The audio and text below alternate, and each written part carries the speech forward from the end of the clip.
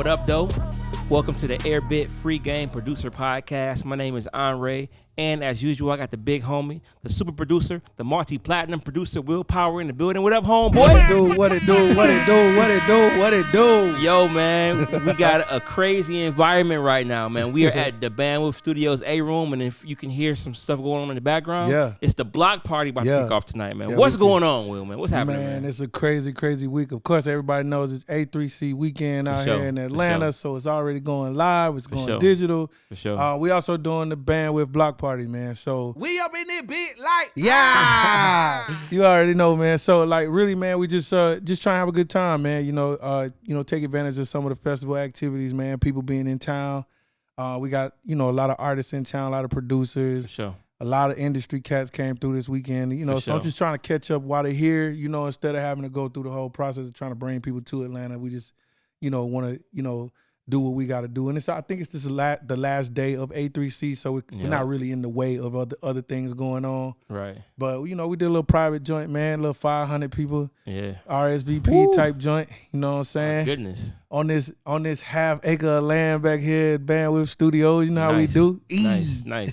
So by the time you see this video, it would have already done went down. You know what I'm saying? So check the social media, social media. And see what's popping. Yeah, we definitely got like film crews coming out tonight, man. A lot of people going to be in the building. So it's going to be fun, man. It's going to be fun.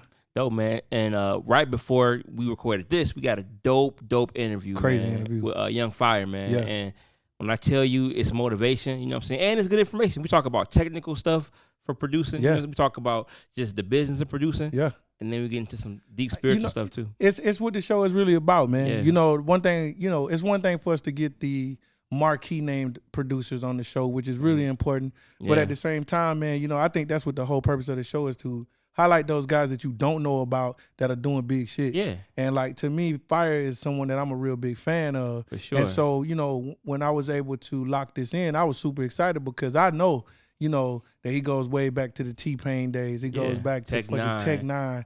He worked with Will Smith. Yeah. Fucking Sire. He did Britney Spears. Jaden Smith shit. Like, this dude crazy. And he's in the tech game, like just like you said, man. So at the end of the day, man, that's what this is all about, bro. So I'm super excited. This is like Sports Sunday for me right now. For sure, man. Going down. So I think we should just stop messing around and get right into it. Yeah, let's do it, man. Let's go. Free Game Podcast, Airbit, Yeah. free game.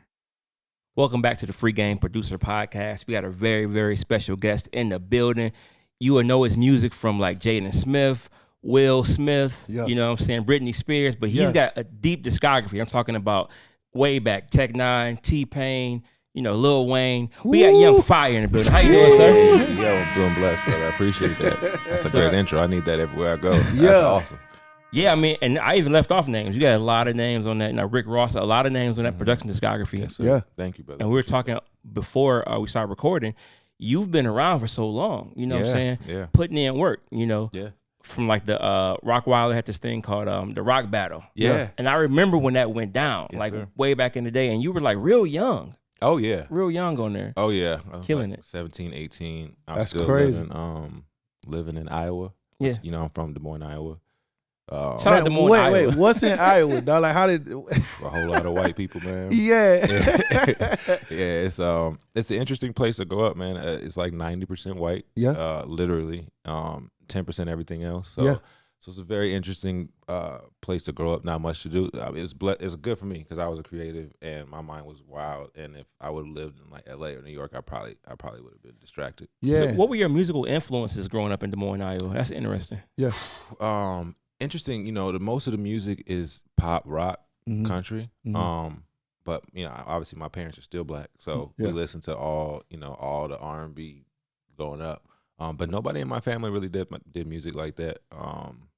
It was like a very just regular house. I kind of just picked that up on my own. Like I just had a weird love for music, and I think my grandma got a keyboard in her house at like 10. When I was like 10, and it just like I just was drawn to it. I still suck at keyboard, by the way. I just love it. Hey, man, listen, we are, same with me. Like people always ask, as a producer, what's your like main instrument? Truth is, man, I'm just a great programmer. Like I love music so much. I know how to get to the sounds that I want. Absolutely. And I really just use the keyboard as a tool. Even when I was younger and just kind of playing around on them types of things, it was like I know how to make it make sense, but if I had to do like if I had to play something for somebody like at church or something, nah, bro. Wrong guy. I'm glad you brought that out because I think a lot of people feel a way about that if they can't really do that. I used to feel a way about it for sure. Like, you know, like you want to do it, but it's like it's such a different type of thing. Like, and if you don't, you can make yourself feel a way about it, but in reality, like you said, it's just a tool. And I think people got to minimize it just to that. Absolutely, because I know one thing for sure: when we are listening to the music, nobody's there to see it anyway. It's a feeling. It's about 100%. what were you able to accomplish emotionally with a person when it comes to music. So at the end of the day, you know, it's partly why like when we have the old school versus new school conversation sometimes with people, I'm always like, bro, these kids are killing it out here. They found a way to make this shit dope with the way they make shit dope. It's no different than us. Listen, I don't even have conversations with those people. I'm not trying to get old, bro. Like, get out of here with that. Get out of here with that shit. Stop hating. It don't matter. It does not matter. Real shit, like, stop hating. It is just hate. You know, you just don't like the way it's being done. And I don't appreciate it. I'm cool. I love to see somebody winning. So, absolutely. Like, however you winning, that's dope. You're not out here killing people, doing weird stuff. Right. We making music. This is about fun. People forget that it's about fun. When we started, this was for fun. Right. You know what I mean? Like, it wasn't about money and even the technicality of things. Like I spent a good portion of my talk yesterday at A3C, which was nothing. It was supposed to be about mix, but I just can't not talk about real things when I'm on a mic. And it's like, you know, I really want producers to know that other producers' opinions is not as important as you really think they are. Good game. Damn. It's one of those things that we get caught up on big time. You know what I'm saying? Like, especially as you get better and get more senior to it, you start to care about things that may matter personally for the art, but they don't really matter to the end consumer. And I think it's a big problem. It's a big problem. Like, it is a big problem. Like, you'll look at your producer homies that's super dope, and you know, you'll be like, oh man, that's crazy. And then you'll look at these young kids and be like, man, that's whatever. But then when you look at the data, young kids blowing these crazy producers out, bro. So it's like, it's numbers. Like, you can be delusional if you like, but I'm not gonna be delusional. But we in this. This is a business, and you know, and I think how I'm able to be me in this game is understanding that what I do it for. I do it for fun. Right. So anything that I'm doing, whether it's a trap joint, R&B joint, pop joint for Britney Spears, Will Smith joint, whatever, it's always gonna be fun. I wanted to talk to that, man, because you're definitely one of the most diverse producers that I know. Thank you, bro. You know, to know that I've seen you get all the way in the trap with Trinidad James, you know, and then also pull off records with like Kalani and stuff like that. It's like, that's a wide spectrum of like, you know, just ability. Does that come from like like how you study music? Yes, or is absolutely. Absolutely. It's a big part of it because like, again, music is fun. Like, I couldn't even not do music if I didn't. It's just so, I can't not do it. You know, like, I'm always ingesting it. And since I'm from Iowa, I ingested everything. Like, I literally ingested everything, bro, from the 70s to the country to the hardcore. We got Slipknot. Like, I know Slipknot songs. I know, you know, like, it's crazy. And that's why, you know, one of my first placements is Tech N9ne. That's my actual first placement is Tech N9ne. And shout out to Tech N9ne. Tech N9ne, put a lot of greatest, on, man. Bro, the greatest, for sure. The greatest. Yeah, super underserved. Like, it's ridiculous. Yeah. But he started me out. You know what I'm saying? Like, so, the diversity definitely came from just like listening to everything. Yeah. And I think for me also, the diversity is in respect, because I have a respect for everything. So when I'm listening to the music, I hate when someone tries to do something when you can almost feel the money in it. Like, they just they trying to do it. You know what I'm saying? Like, you like, man, money in it. Man, I'm trying to get the money, man. You know, and it's fine. I get it, but like, for me to move, I gotta feel it. You know what I'm saying? That's a bigger conversation too. Like, I didn't do trap for a really long time in the traditional sense because I couldn't connect to it. Right. Like in a way that was it felt forced, bro. It felt forced. Yeah. It felt weird. Right. Like, I felt like a poser. Yeah. You know what I mean? And I just can't operate in that frequency. It really bothers me. Yeah. I can connect with you on that. Like, you know, I have my own Southern style of production, but like, people want you to kind of do a certain thing. Yeah. I understand it. I know exactly how to do it. But until it's like what I want to do or what woke me up that morning, then it's just kind of like, I don't know. I'll be all right until I can feel figure like, it out. Here's the thing. Besides the beat being dope and all the other stuff happening around the songs and all that, it's really your faith in the song. Yeah. Like, that's what we really talk about. Yeah. If you don't connect to it, you don't ever believe it's going to really win. Come on, man. You don't believe it's going to win. In your mind, if you posing, you feel posed. Like, I feel like you know you posing, right? So the whole time you waiting for somebody to catch you, basically. Like, if you had this weird feeling of just posing, so you can't really believe a record into like being a big record. Yeah. That's why I feel like the young kids do so well. They don't have that. They don't have that. They just doing them. Yeah. And then they just believe the hell that they're gonna win. If they get a win early, of course I'm gonna keep believing I'm winning. You know what I mean? So how do you approach it when being that you're so diverse, meaning like you know exactly how to do trap music, you also know how to do rock music and other things. Let's just say a great opportunity comes across the table. Is it something that you normally sit with first before deciding to do it? Or, a lot, like we said, in some cases, a lot of producers are they're there for the check. So if the check is there, they're gonna do the job. Do you like to sit with it and I think I haven't really been put in a situation, honestly, personally, that challenged my belief. I think I get approached in the way that it's that I comfortable put out for you, right? You know what I mean? So sought out in a sense. Yeah, it doesn't. It doesn't really happen the other way around. Yeah. But given that situation, I would just do me. Yeah. I feel like we gonna always do them because it's for the artist, and if they with me, then we gonna always do you because you're not gonna like it. We're not gonna do it. That's so, right. So I'll still do me though. But I'm gonna give them what they want. At the end of the day, who cares? It's so egotistical. Yeah. It's crazy. It's so crazy. It is crazy. It's so crazy, bro. You working for the artist. That's right. It's so crazy. Yeah. I try to remove myself as much from the opinion. Like, I know I got to have a really strong opinion because I'm a producer, blah, blah, blah. But I'm looking at the artist. Like, how do you feel? Because they're also the biggest part of the belief of this song. They got to take this to whole life. Like, this is their life. Yeah. Life. Like, I'm working with Trinidad really closely right now. So I've worked with a lot of artists closely, but for this is my guy. We're doing a joint project, and this is my guy. Yeah. So I'm paying attention, and you become these records as an artist. You know what I mean? Like you can't just like it. Like it makes so much sense why you don't get placements. Like they gotta love, bro. I gotta go out here. I gotta go perform this bitch. Yeah. I gotta go have my people put a whole staff to get the radio on this. I gotta get internet. I gotta do content for this. I gotta love this song, bro. I gotta hear it a million times. You know what I mean? Like it's a lot of shit going on.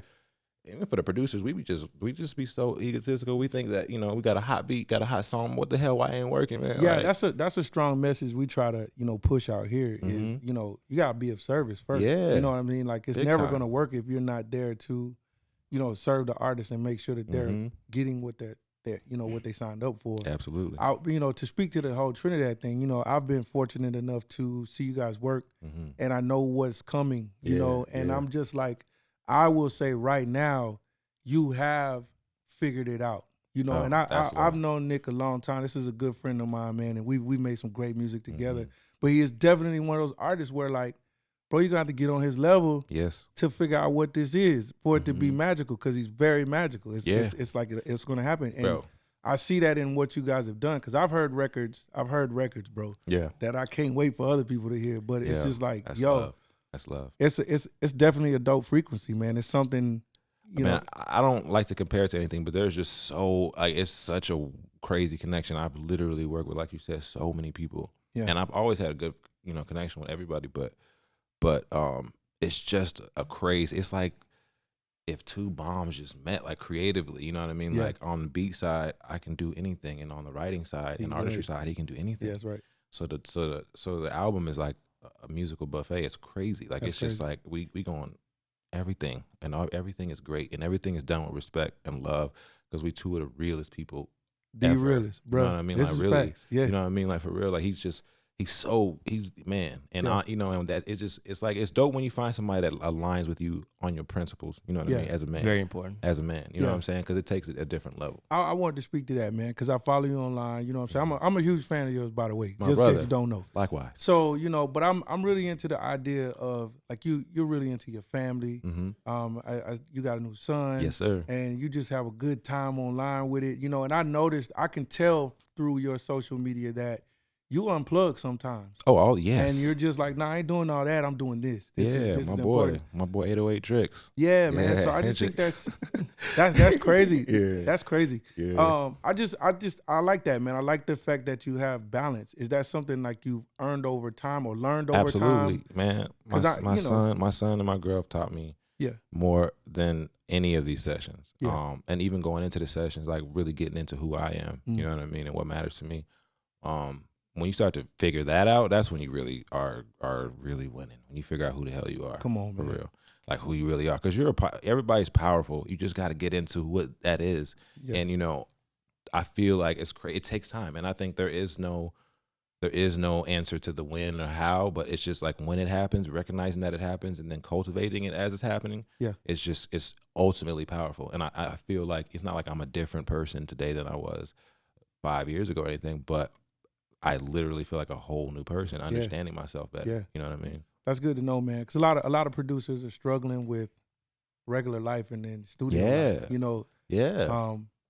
Mental health, all kinds of things, bro. Bills, life, you know. Hey, man, the elephant in the room, like I said, we in Atlanta right now, so it's a little cheaper, but I'm in LA. Yeah. And so shit is expensive, okay? Like, we just going to talk about that. It's another level. Level. Like, it's another level. Yeah. And so, like, one of the bigger things for producers and, like, what they don't understand, I mean, what they can't really talk about is the fluctuation of this income and then the steadiness of your outgoing. You know what I mean? And that's the thing that you just gotta. That's what makes me so serious about this. That's why I love LA, because LA puts you on your shit.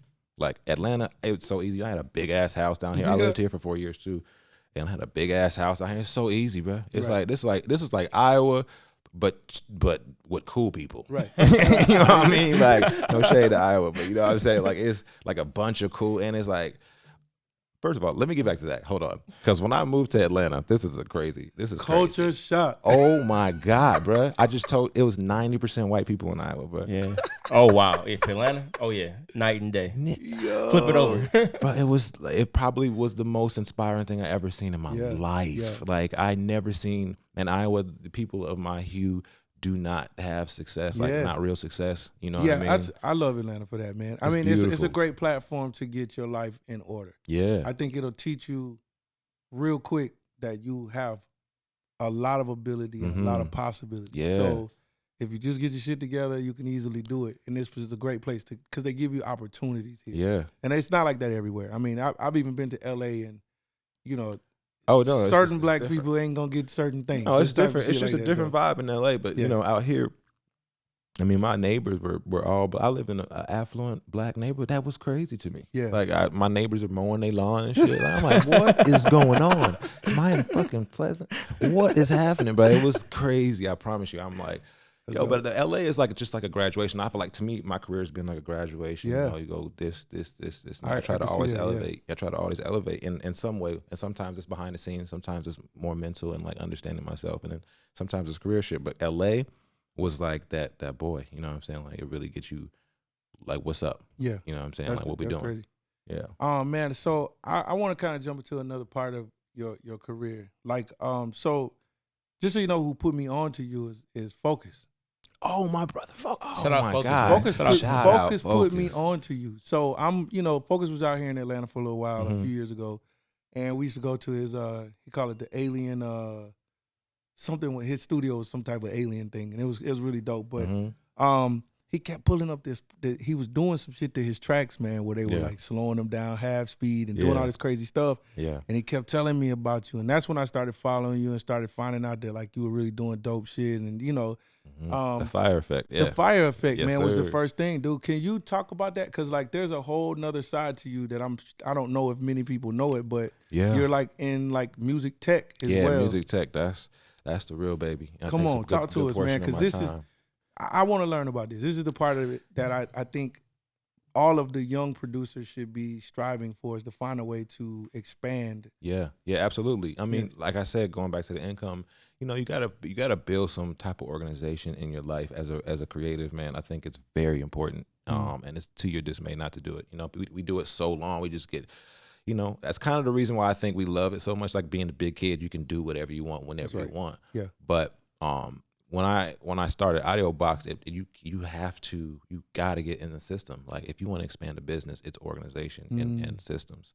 And so I'll take you to like when I actually started. I started Audeo Box in 2000. The idea of it in like 2016, 17. In 2015, I broke my hip on some really random crazy shit, and it took me out of the game for a good chunk of time. Yeah. And I don't know if you guys have ever taken any time off, like where you can't do nothing music, and that shit is like torture. It's like prison. Like when you can't do nothing creative. Right. So my hip was out. I couldn't do nothing. Like I literally can't go to the bathroom by myself. Right. And had to find a way to be creative. And I had already been doing a bunch of multi effects on my tracks. And what I wanted to do with the Fyre effect was create something that combined a couple of effects that I always used and made it really simple and ran really light, because also the plugins I was using was like heavy. Yeah. So I was like, you know what? I'm gonna just do it. Figure out how to do it. And that's dope. I found a graphic designer that was crazy cold, and I found a really dope coder.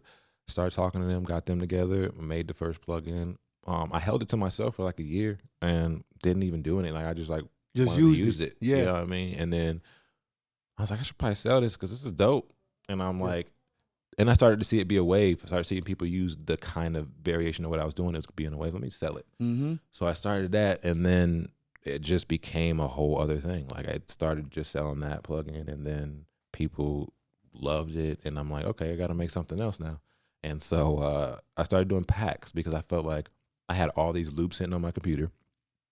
What am I going to do with these? I don't use them. Right. And just put them together, start making packs. Yeah. Well, I think, so I use Fyre Effect big time. You know what I'm saying? I put my whole team on it. So like, we're like, you know, you know how it is, man. When you're doing sound design and you're trying to create something really fresh and new, it's always good to have tools for it. Yes. Recently, though, you put this snare joint out. Oh yeah. Am I saying it right? Because it's snare. All right, yeah, it's spelled weird. Listen, bro. Yeah, Audeo Box, by the way, is spelled Audeo. Yes. Yeah. Thank you for that clarification, my man. Yeah. So I just want to say, man, as a producer, these aren't just your run of the mill like lame plugins. Like they're like usable plugins. Like, the snare is kind of like a transient style joint. Listen, we've been putting it on snares. That's one thing, but we put it on kicks. Yeah, I put it on guitar before. I'm using this joint, yo. Yeah. Like just, it's crazy though. But thank you. I did want to give you props, man, because like one of the things for me with plugins is the visual aspect is really important. Yeah. Well, the snare joint, like every time you hit it, it lights up in the actual head of the drum. The head of the drum moves. wobbles and shit.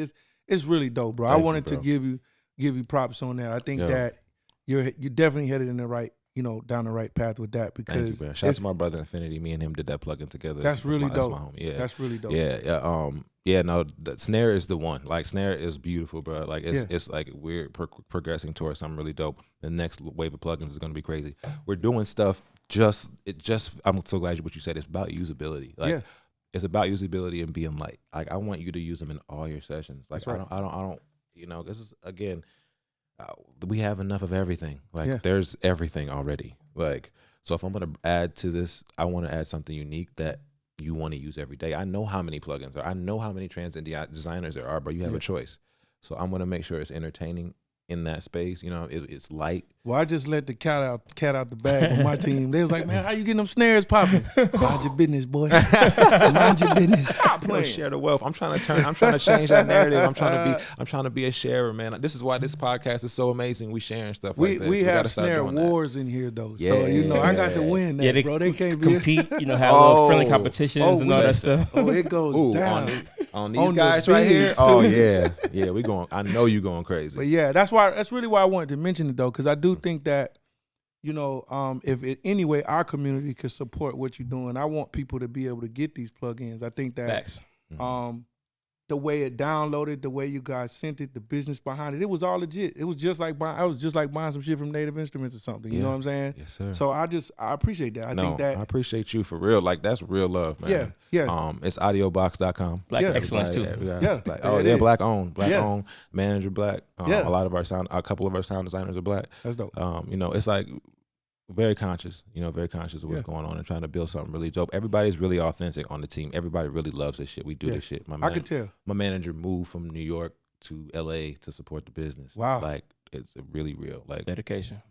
Like so what's next for it? Are you guys getting ready to just design more more plugins? We have one really crazy thing that we're working on that we're just keeping under wraps. But it's a game changer. It's a real game changer. And then beyond that, we're doing a lot more content, valuable content. Because again, anything we're gonna do it's gonna fill a space. It's not gonna disrespect art. We're not doing money grabs. Yeah, for sure. We're doing stuff I'm glad for that too. You know what I'm saying? Like it's all love, but we trying to do it for real. That's dope. So the content that we're doing is high level. It's really dope. And we're just in partnership with people, like how we're going to distribute it. But we're building an incredible brand. It's more than sound packs and plugins. This is something that you never really seen before. You know what I mean? It's lifestyle type shit. It's gonna be a whole thing, for sure. Well, we with it. That's dope. That's dope. Now, speaking of, we were talking about your diversity a little bit earlier, and I know people who hear the podcast always think I say this every time, but it's true. When I research a producer, I always find a song. It's one of my favorites that I didn't know you did. Oh, let's go. Let's go. What's this? TPain. Yeah. And anybody that knows me, I make a lot of playlists. And back in the day, back in like 2011, 2012, I would make CDs and just pass them out of my favorite songs that I like. Wow, that's incredible. Yeah, and anybody that knows me know this particular song from T-Pain, so I think it was the RevolveR album, a song called I Don't Give a Fuck. Hey. One of my favorite songs. I don't give a fuck. Yeah, like, come on with your friends. Like, that was one of my favorite songs ever. Yeah. I'm like, oh hey, shit. how I you know, do that again? So no, I'm not gonna do it again. But thank you. I appreciate it. Thank you for that. And I want to talk about, because I think you were working with Tech N9ne a lot, and then T-Pain. How was that transition? How did you go from?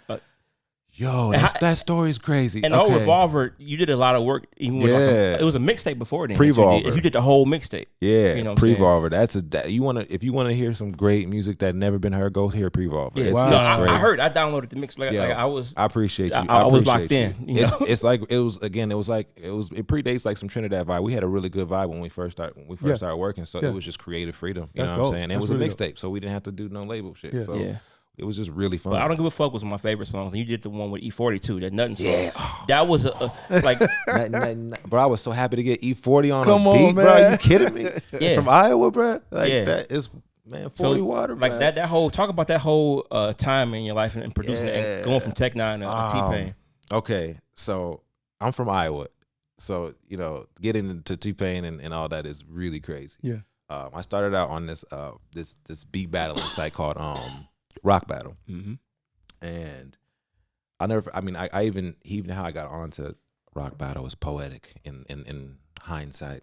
I was over my homie's house, and all my homies they was smoking and drinking. I've always been a super straight edge, never drank, never smoked type shit.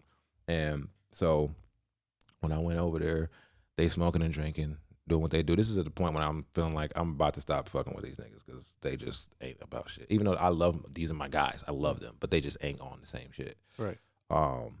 And they had this magazine on the table, and it was at XXL. And I'm not really into magazines, but it was flipped open to an ad for Roc-Battle, a whole page ad.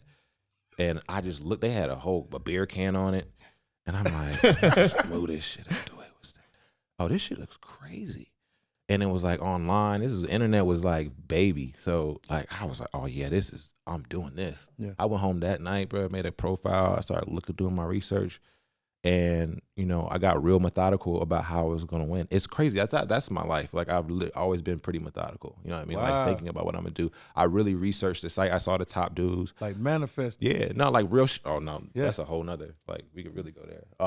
But like, like what I saw, what I could do to beat the system. I felt like I knew people that I needed to beat that would get me recognition on a site so that I could, climb the ladder. Because it's a social ladder. It's all like social. Didn't you beat Rockweller a couple times? Yeah. Oh yeah, I beat him. I actually beat him every time, but they cheated me. Rockweller, you know it. Hey, Rockweller told me in person in New York, listen, I do not tell a lie. He's like, man, you got me. You know I got you. Come on, bud. They couldn't let that happen. Even the administrators at the time told me, we couldn't let that happen. I won in votes. Yeah. And that they weighted. It's like 5 admins that have weighted votes. Yeah. And they all voted against me. So it just like, I'm like, come on, the whole crowd. You can look at the comments. Niggas like, yo, it's crazy. Yo, y'all corny, but. They gave me a little $500 prize. I was cool, whatever. But the more important thing was it branded me. You know what I mean? Like I'll be forever grateful to Rockweller and everybody on that for that. Like it really catapulted me and taking into this whole industry and taking it really serious. Yeah. So after I beat Rockweller, it really was a big deal for a lot of people because everybody saw what it was, and so I got a bunch of like internet stuff. Like I was on a bunch of sites for free and just like ambassador and stuff. And I got on this site called PNP Worldwide. I think it's called something else now. I remember that. But it was interesting. Yeah. But I got on there for free because they was using me to advertise their site as cool producers. And then I was making a bunch of independent money on there, which was dope. And then I linked with this guy. His name is leaving me right now. Someone money, but he was just a cool dude. Weird. I'm really weird about sending out beats. I don't know how y'all are about that, but I was like really weird back then. I didn't want to send none out. Yeah. And so he kept asking me for beats, and I was like, I don't know. I never had done it also up to that point really like that. So eventually I gave in, sent him some beats. He's like, these are dope. I'm gonna play them to some people. A couple months go by. He hits me. He's like, yo, I played some shit for Young Cash. He want to talk to you. I'm like, all right, bet. This is dope. I'm in Iowa. Young Cash is dope. Yeah. And so Young Cash hits me on the phone. He's like, yo, man, you dope as shit, bro. You super dope. And this was actually on Skype. It was on Skype. Yeah. That's crazy. So we were on Skype and he was sitting right there and we were just talking. I'm like, man, that's so dope. He's like, yo, man, you too dope though. I gotta pass you to my man, and my man's right here. And then TPain hops his happy ass in the camera, and I'm like, yo, wow. What's up, man? He's like, what's up, man? It's like super, whatever. And my mind was blown. You know what I mean? Like I'm 19 maybe at the time. Wow. And like, yeah, man, I want you to come out to Florida. Or he was in LA. He was in Miami recording shit. And so I flew down the next week and it was insane, bro. I met everybody. I met everybody. I met Chris Brown. I met Lil Wayne. That's a lot of good stuff. I want to hear all of that. We got to take a quick break. And then we'll come right back. Yeah. All right. Let's go. Yeah. This week's Beat Break is brought to you by Airbit producer Panacho. Check him out on airbit.com. Panacho. The title of this beat is called Waterfall. Free Game Podcast. Yeah. Airbit.com.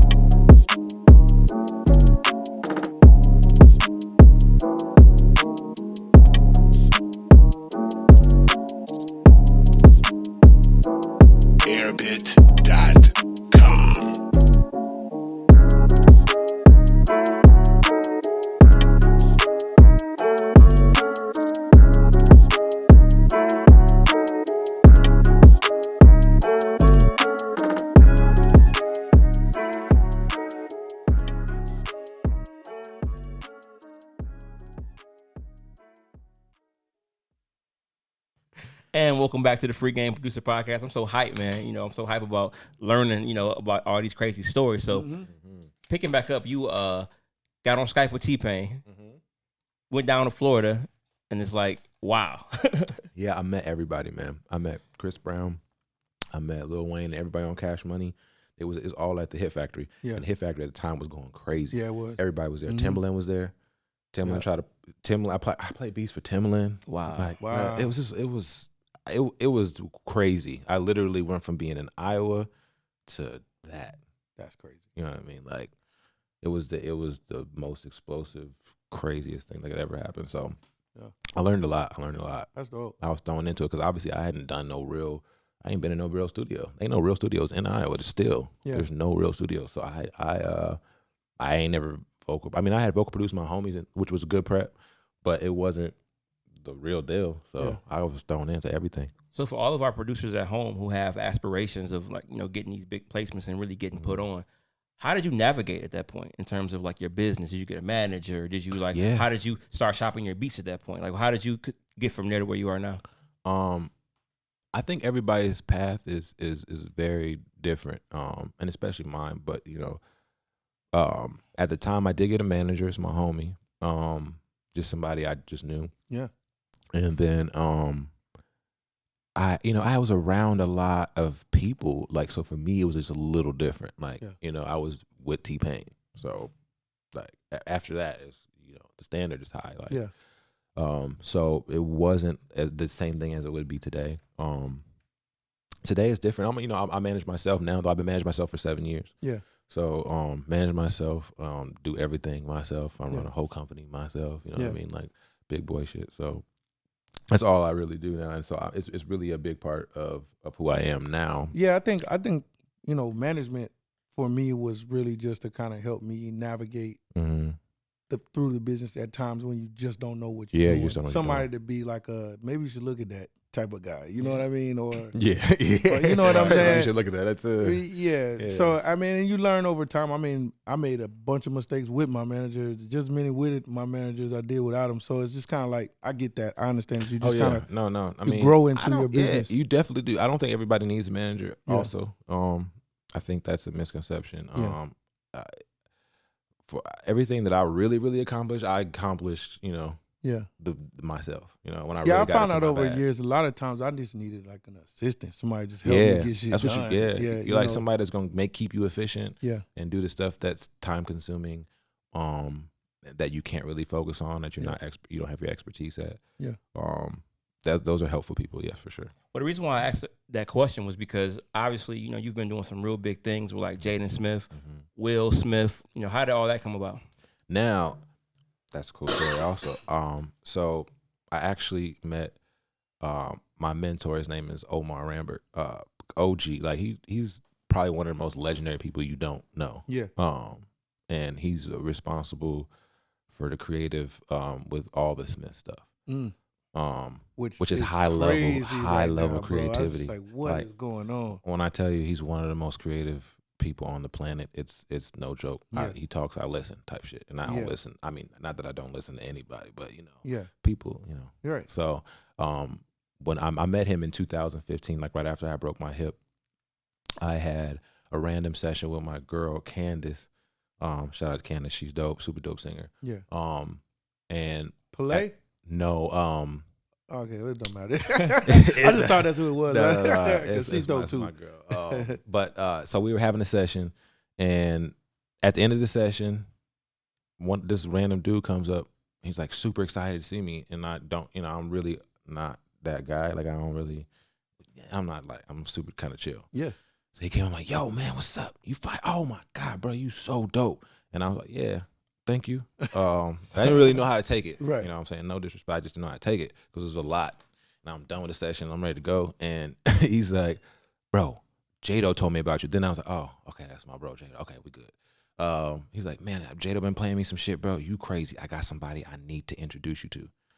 And he was so emphatic about this. And, it was like he knew the future. Like, it was crazy. Wow. And we only met each other that day. Like, and we had a great connection that day, but there was no way for him to, I don't know how he knew. Yeah. But he was just like, and he knows hella people. Like he's the man, by the way. He's a writer. He wrote a bunch of Iggy Azalea stuff, a bunch of other stuff. He's an artist. He was in a group called Fly Panda, all kinds of wild shit. He's a dope artist now and doing wild shit. So he's a crazy person and he knows hella people. But for him to connect me directly with Omar was just a weird, crazy coincidence. Yeah. He was like, you need to meet him, bro. He fucks with the Smiths and all that. Y'all niggas are gonna go crazy. And I was like, all right, bet, set it up. Man, it's LA though, people be talking, so I don't really know. Of course. Yeah. And he hits me probably a couple days later, and he's like, yo, come to the studio. It's the Boom Boom Room, which is literally like 3 blocks from my house at the time. I'm right in the middle of North Hollywood. And I pull up, and I see, I'm on crutches, like which is the worst thing ever. Yeah. I don't know if y'all ever did crutches, like where you really need crutches. Yeah, it's the most demasculating thing in life, bro. You can't do nothing. You can't pee. You can't poop. You can't get out the car. Right. You can't look cool doing nothing. That shit is trash. Yeah. And nobody knows. You just look at a guy on crutches and you don't know his life. Right. Okay. You don't. He going through it, bro. Mentally, you're still pressing through though. You're still showing up. Yeah, but you got to do it. You got to do it. You got to do what you got to do, bro. Yeah. I'm not finna sit at the crib with Omar at the studio. I'm going. So I got my fly on, put my little crutches on. You know what I'm saying? And went and pull up and his vibe was super chill. He's one of those guys that don't give no reaction. Yeah. None. You know what I'm saying? Like when you don't know what's happening. So he's like, yo, what's up, man? Cool vibe. The whole studio's all vibed out. I'm like, all right, this is cool. I start playing joints. After a while, he couldn't contain his reaction. Yeah, he's like, damn, this nigga's nice. You could just see it on his face. Like, whoa, shit. You know, like, damn. And it was just a really, really, really dope moment. And I look back, I'm like, whew, okay, he fucks with it. All right, he fucks with it. We're good to go. Yeah. And then after maybe like 4 joints, Jaden just runs in the room. And I shit you not, like 2 weeks before this, I'm talking with my girl on the bed. We had seen Jaden and Willow doing this thing at one of the festivals with Just Water and some like some really cool like hippie shit. And I was like, man, I really fuck with the Smiths. Yeah. Like back to your point about the manifestation, bro. Like my whole life is a manifestation, bro. I promise you. And in that moment, but it was like, it was wild, bro. Like I looked at this nigga and I'm like, 2 weeks ago, I'm sitting on the bed with my girl, like, man, I really fuck with him. I want to meet him. And I just want to meet him. Like, it wasn't even like I want to do no music. I didn't really know, like, his music like that, honestly. I just thought he was fire. I'm like, yo, I fuck with what he's doing. Right. And 2 weeks, probably one of the fastest manifestations I ever seen. And it's so far of a stretch from where I was. Right. And I just was blown away. He walked in with the craziest energy. And I was in the middle of playing the beat, so he literally runs in and he's like, yeah. Just doing young nigga shit, and I'm like, oh, this is incredible. And so he's fucking with it. He's like, who is this guy? And I'm like, introduce myself and my crutches, and it's just a crazy vibe. And he took one of the beats I played, went to another studio, started recording. He was in there for like maybe 10 minutes. It was just wild. It was just wild. All this has happened by me doing, and what the core of this is I did a session with my homegirl, because that's my girl. Like, she's at a label in this weird situation, and like, it's one of those things where people don't usually do sessions with these kind of artists, because they always feel like, niggas be on the money grab. So they're like, oh, I'm not gonna take that session because I don't know where she's going or whatever. But this is my dog. Like, I love her. And I'm like, I'm gonna do this session. And I was busy as hell at the time, but I'm like, I'm always do a session for Ken. Mm-hmm. Pulled up. Thank God I did that session. Changed my whole life. Changed your life. She don't even know that, by the way. She gonna find out when she see this, but it's like, she didn't even know that. She didn't even know. Yo, sound man going crazy. That's wild. Yo, yeah, it's beautiful, bro. It's beautiful, and that's changed my life more than anything, because I never had a mentor coming out of Iowa, bro. I've been fending myself the whole time. Like, I ain't never know, even my managers in New York. So even when I'm in LA, I ain't, it's just me. In Atlanta and stuff, it's just me. Yeah. So I never had nobody to pull off if I'm making good decisions, bad decisions, really none of that. Right. And he the first person that came through and was like teaching me about how to build my family, how to really focus on the things that matter, and artists that I really, really, really rock with, rather than just doing all this stuff. Right. You know what I mean? And kind of like, I work so efficiently now. Everything I'm working on is shit that's coming out. Yeah. I'm not doing no fucking random songs for people that you know what I'm saying? Like, it refined the way I work, and it brought joy back into what I'm doing. You know what I'm saying? Not that it wasn't there, but it's fading. Doing it for this long, it gets annoying when you don't have as much control over what is happening. You can make the hottest beat in the world, but shit, that don't matter. This shit is a whole culmination of things that has to go right for you to get a placement. Right. That's a place that a lot of producers, I'm sure, will want to get to, where they can kind of do the work that they want to do. Absolutely. As opposed to just trying to survive out here. Yeah, that's the dream. I mean, to me, that's what this is all about. I'm good. You know what I'm saying? Like, everything after this is a bonus. I got a good family. I'm making good money, and I'm doing what I love. Like, for real. What I love. Not just doing music. That's what it's about. Free gang. Yeah. I feel like a lot of times people just, the money overshadows everything. And it's like, really, it's just money, man. Like, it is what it is. It's got great. I'm not going to devalue money, because I do love money. Yeah, no, we all do. But here's the thing. When you're doing what you love, money is a byproduct. Yeah. It's going to happen, bro. Right. Like, you don't even have to chase it, bro. And just be good. Be good. That's kind of the point I'm on. Yep. It's like, I realize that when I just relax and just do it with flows, and what happens, the next thing you know, you start getting these bags, and they coming from places that you wouldn't even expect them to come from. So, right. Yeah. Yeah, it's a good look. Random. Yeah. Always. And, you just got to do what you love, bro. When you do what you love, it just starts, you're like a magnet, I promise, bro. It just start happening. That's right. Yeah. That's dope. So what would be the biggest piece of advice you would give to somebody who's trying to get to that point, that maybe they are doing things that they're not too crazy about because they got to pay their bills, and they're trying to get to that point? What would be the, one major thing to kind of help you turn that corner to get to get there? I don't know. It's a lot of things. It's really hard to give one point, and I really don't like the idea of advice, even though I give advice all the time. because life is so subjective. You know what I mean? Everything is so situational. It's so situational because I could give somebody terrible advice, but depending on their position, it could be great advice for somebody else. That's right.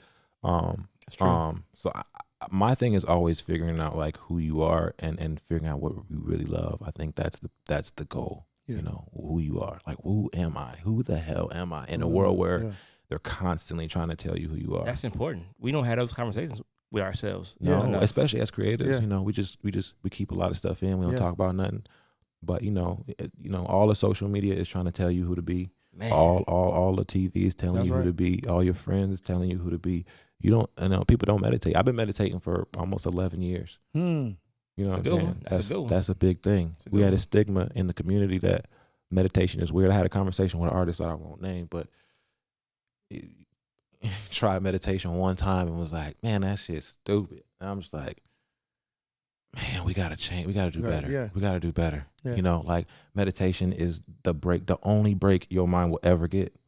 Your mind work when it's sleep, it's dreaming, it's doing all kind of shit. When you meditate, bro, it's like you put the weights down.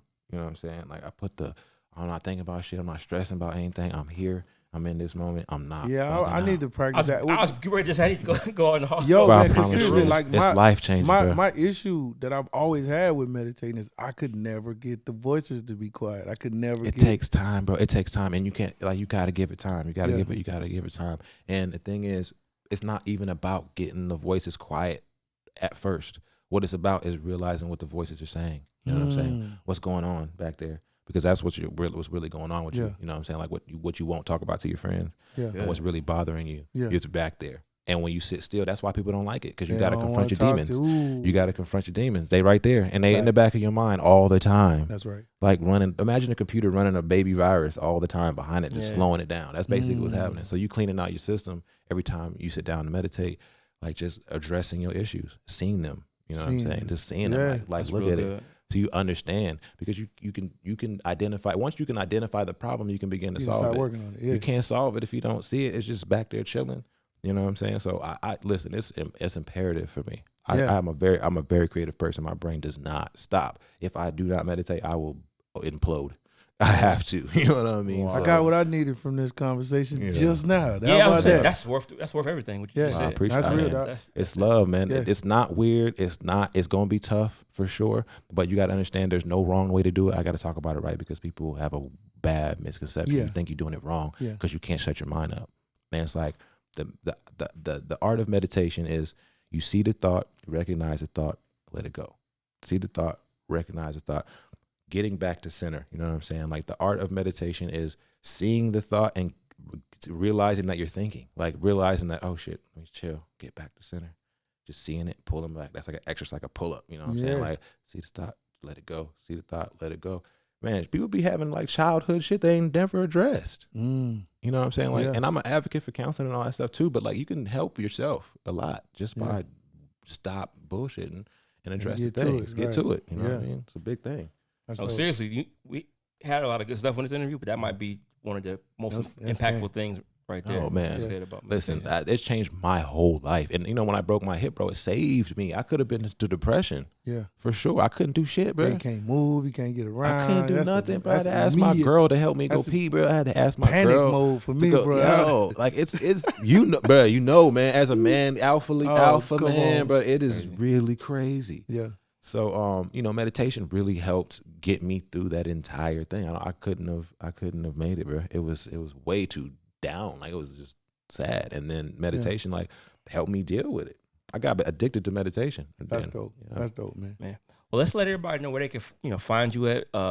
Anything you want them to go look at, any websites, any pages. Well, definitely go to audiobox.com, AUDEO box.com. Definitely check me out at Young Fyre, FYRE on Instagram and Twitter and everything, Facebook, all that. If you on Facebook, I'm gonna get on TikTok too. Gary Vee tells me I need to be on TikTok. Yeah, you do. So formerly musically, but now it's called TikTok. Yeah, TikTok. I'm gonna get on there, start doing my, whatever that is. Yeah, but it's gonna be Young Fyre on there too. That's dope. So yeah. Well, man, I want to thank you personally, man, for coming on the show. Yeah, of course, brother. You've been here to the spot a few times, man. Yeah. We met, shook hands, man. I just, I wanted to just kind of let you know, man, how serious we are about this. And, you coming here and talking is real important. Thank you very much. So much love, bro. I appreciate what you're doing for the community. This is the most necessary thing in our community right now. Yes, sir. And you're doing it in the right way. Yes, sir. This is beautiful. This is beautiful. I'm grateful. Well, come back, man, once you get some more things turning. Once that Trinidad James project come out. Oh, yeah. Tell us about the projects right quick. What can we be looking for right now? Oh, yeah. So me and Trinidad, thank you. We just put out a song called Playlist, which is a jam. I'm in there, you know what I'm saying, doing my thing too with my boy. And so we got a joint project we working on. The title we keep in tuck, but we got a project we dropping next year, top of next year. We got another song called Ugly coming out right before Halloween. The video's incredible. Nice. And we got some surprise coming performances and a couple of really cool things and content pieces with that too. So that's dope. Yeah. Well, there it is. There it is. Free Game Podcast. Free Game. Yo, we hope you enjoyed this episode of the Free Game Podcast. If you did enjoy it, make sure you subscribe to the Airbit channel right below. Just hit subscribe on the button below. Or you can go to youtube.com/airbit. You know what I'm saying? If you're feeling the podcast, make sure you share it. Let your friends know. Also, there's an audio version of the podcast. Look in the notes below and you'll see where to subscribe to that at. Yeah. Free Game Podcast. Free Game.